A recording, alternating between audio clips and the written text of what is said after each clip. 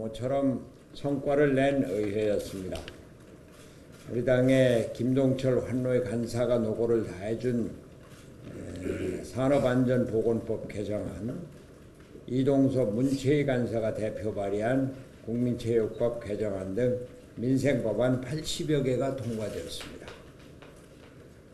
오신환 간사가 아주 심혈을 기울였던 사개특위도 아직 최종 결론을 내지 못했지만 커다란 진전을 보여서 거의 이제 막바지 단계에 넘어와 있다고 합니다.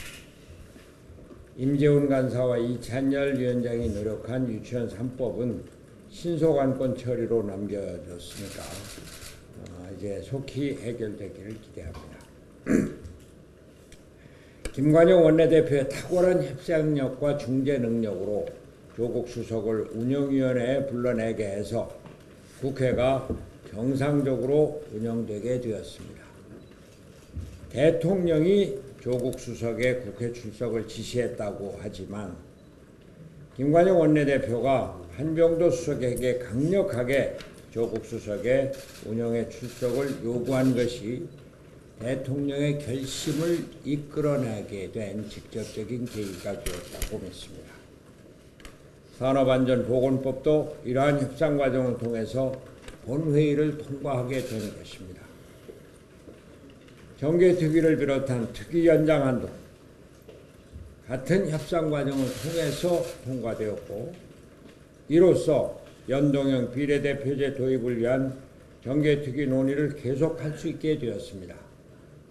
또한 우리 바른미래당은 정보위원장을 되찾아와서 이해운 의원을 위원장으로 선출하는 쾌거를 거두었습니다. 방금 비공식 사전회의에서 얘기가 됐습니다만 어제 본회의가 열리고 정개특위가 연장이 되고 조국 수석이 운영위원회에 출석하게 되고 이러한 모든 것들이 사실은 그 뒤에 김관영 원내대표의 노력과 협상력이 있었습니다. 바른미래당은 국회의원 숫자는 적지만 이렇게 국회에서 전국을 주도하면서 정치개혁의 중심 세력으로 자리 잡아가고 있습니다.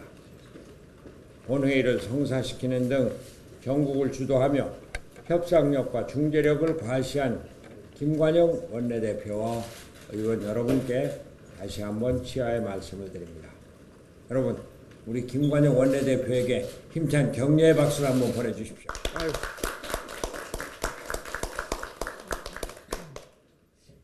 거기 서 있는 사람들은 왜 박수를 안 쳐? 기자들은 안 친다고 하죠. 다시. 네, 감사합니다.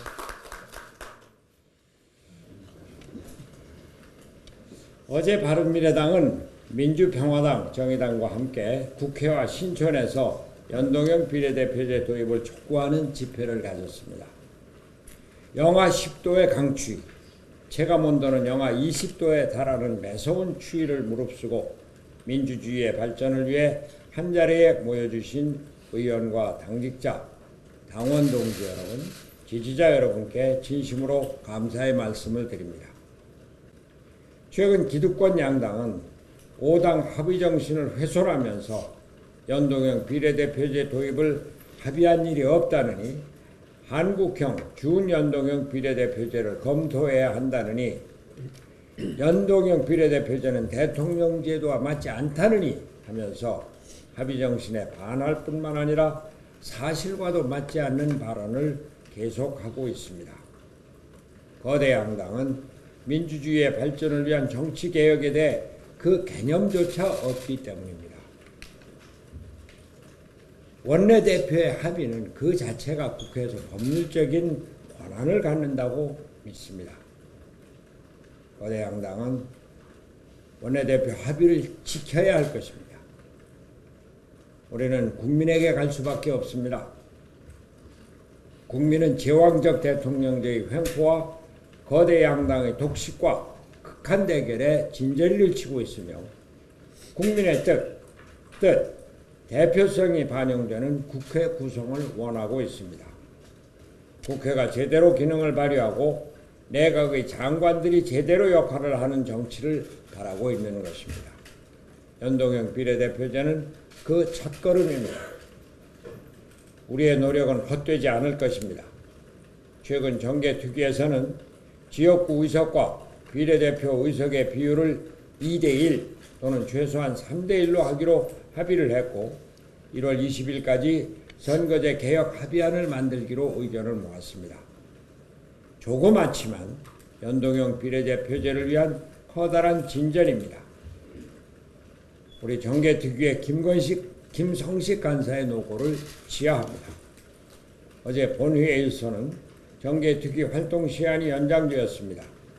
이제 기득권 양당이 합의문에 따라 연동형 비례대표제 도입의 대원칙을 성실히 이행해 준다면 선거제 개혁은 일사천리로 진행될 수 있습니다. 그러나 갈 길은 멉니다. 거대 양당은 언제라도 빠져나갈 궁리만 하고 있습니다. 이제 가시권에 들어온 연동형 비례대표제 도입을 관철시키기 위해서 우리는 총력을 기울일 것입니다. 내년 초부터는 전국 각지를 돌며 연동형 비례대표제의 당위성과 그 내용을 홍보할 것입니다. 전국의 당원 동지 여러분께서도 적극 참여해 주시기 바랍니다. 실무자들은 그 준비에 만전을 기해 주기 바랍니다. 한 가지만 더 말씀드리겠습니다. 오늘 얘기가 좀 길어지는데 최고위원들 많이 안 나오셨으니까 어제 발표된 여론조사에 의하면 문재인 대통령의 지지율 하락은 더욱 심화되고 있습니다. 며칠 전 데드크로스를 지난 이후 부정평가와 긍정평가의 차이는 더욱 커져서 긍정평가는 43.8%로 취임 후 처음으로 45%를 하회하였고 부정평가는 51.6%를 기록하며 처음으로 부정평가가 50%를 넘어섰습니다.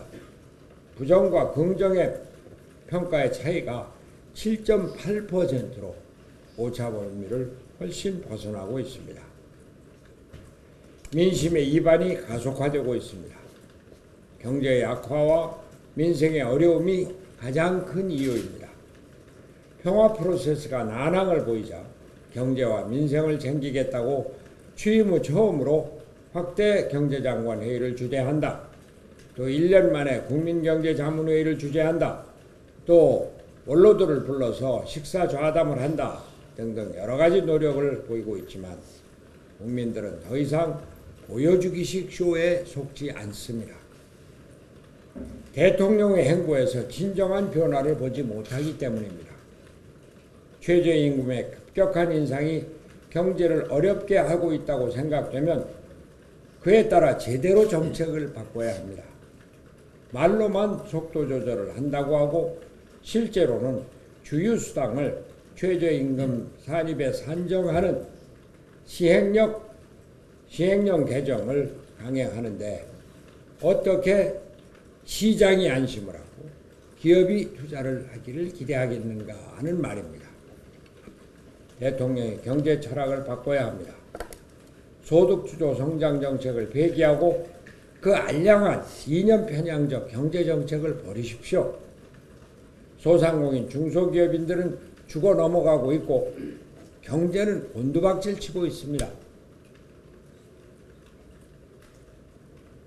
내주 월요일 31일 국무회의에서 의결하기로 한 최저임금법 시행령 개정안을 지금이라도 유예하시기 바랍니다.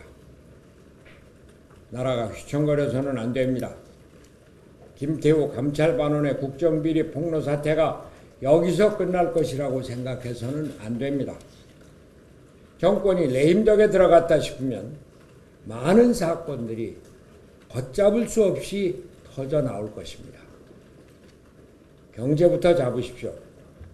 경제는 시장에서 이루어지고 일자리는 기업이 만든다는 생각으로 철학을 바꾸고 이에 맞게 주변에 좌파 참모들을 내치십시오.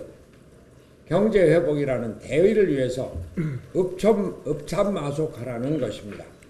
그래야 국민이 대통령을 신뢰하게 되고 국정이 안정을 찾을 것입니다.